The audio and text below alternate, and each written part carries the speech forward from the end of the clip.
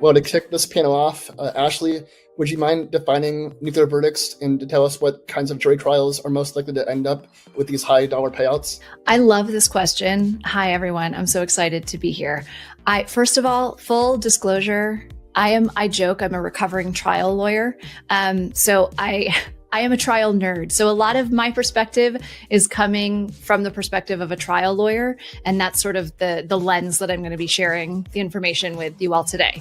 I'm also a bit of a nerd. And so I have geeked out over the data surrounding nuclear verdicts. And specifically, we just finished a deep dive into 100 real nuclear verdicts from across the country, doing a line-by-line analysis of the trial transcripts and the closing argument transcripts to look for patterns. So I'm really excited that our book is coming out in a couple of weeks. So I'm so excited to be able to share some of that data. So just to kind of contextualize where I'm coming from and my seat is very trial focused and also nerd focused. So sorry, and you're welcome.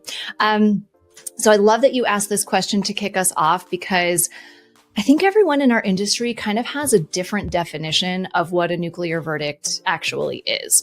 And so I love talking about what that definition really looks like, because I think it's important that we kind of get on the same page and orient around what a nuclear result actually looks like. So I didn't tell Dave or Teresa that I was going to ask them this, but I would be curious, before I give my definition from a trial lawyer's perspective of what a nuclear verdict looks like, I would love to hear Dave and Teresa. Again, sorry, I didn't let them know I'm going to be turning to you. Immediately upon getting the ball, I'm going to punt it back to you all. But I would love to hear kind of what your perspective is on what a nuclear verdict is. If you have like a specific dollar threshold that you look at, or some other consideration based on your experience and where you're seated. Well, great question, Ashley, and happy to take that. Just a little bit about where the lens I'm coming from. I am an attorney by training, but I am strictly coming from an insurance broker perspective. But I also have spent over a decade on the carrier side in claims. So I've seen way too many things that come across my desk in a different life. When I think of a nuclear verdict, I'll put aside D&O because I don't feel like we see D&O nuclear verdicts, but just generally speaking, it's an exceptionally large jury award, multi-millions of dollars, exceeding, I would say, probably at least $10 million, that exceeds what I think most people would expect in terms of damages in that case. So that's, I guess, off the cuff, what I would think of. That's so good. Especially because I didn't give you any heads up. Dave, what do you think? Well, first, thanks to Teresa for going first and answering that. But yeah, I'd say historically, as a risk manager, we tend to think of nuclear verdicts as outsized awards versus what we think a case is actually worth. So I think the 10 million threshold Teresa threw out is a really good one. But it seems like most things these days with inflation, the numbers just keep getting bigger. And as the numbers of these verdicts, continues to increase, I think we have to reset what we think is nuclear, because some of the things that were nuclear 5 years ago don't really feel nuclear anymore. Oh my God, I know. It's crazy. Sometimes when I ask this question, I'll hear it used to be that I would just hear anything over 10 million is nuclear. And now sometimes when I ask that, I'll hear anything over 100 million is nuclear. And I'm like, okay, if that isn't an indicator of where we are and how depressing, I don't know what is.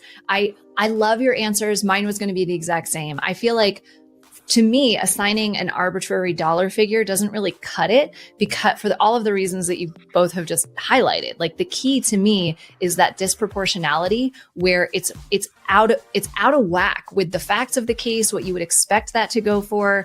It's sort of like, when our Supreme Court defined pornography, it's like, I know it when I see it. It's the same kind of thing, where it's like that gut hit of that is completely out of whack. That's disproportionate. Often we see, the non-economic damages, the pain and suffering awards are disproportionate to the economic damages in the case. That's kind of like a good benchmark. And the reason I think that distinction is so important is that, I guess I should preface and say, I'm not going to spend the entire time depressing everyone, but I am going to start there. And then I do have some solutions, but I am going to start there. I think it's important, that distinction, because first of all, at Tyson and Mendes, we try to track nuclear verdicts as much as we can. But to Dave's point, is a $3 million verdict making the news anymore? When was the last time that you all saw a headline that was plaintiff gets $3 million. You know what I mean? That's chump change anymore.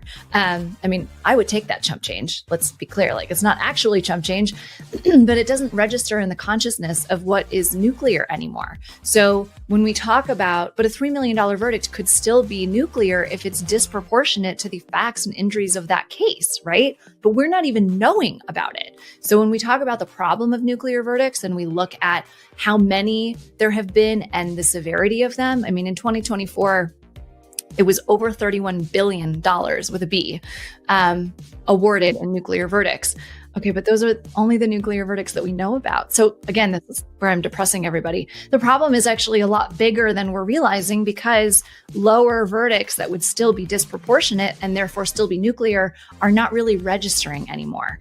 The other reason that I like that distinction, that it really is less about a specific dollar figure and more about that disproportionality, is that to me, it really drives home pretty much anything can go nuclear anymore. I mean, a lot of times when I talk to people, they'll be like, oh, well, I never will touch anything $20 million. That's, that's not where I sit. That's not my case. And it's like, okay, but buddy, $2 million could still be nuclear if it's disproportionate. So it kind of drives home. This is everybody's problem. It's driving social inflation, and it's across every seat in our industry. It is everyone's problem. So that's kind of, I love that both Teresa and Dave highlight again. We didn't talk about this. They were not plants that I was like, say this thing so I can tell you you're right. But that definition is I think is exactly right. And I would encourage our industry to move away from a specific dollar figure as a flag for what is nuclear, because the key for me is really that disproportionality factor.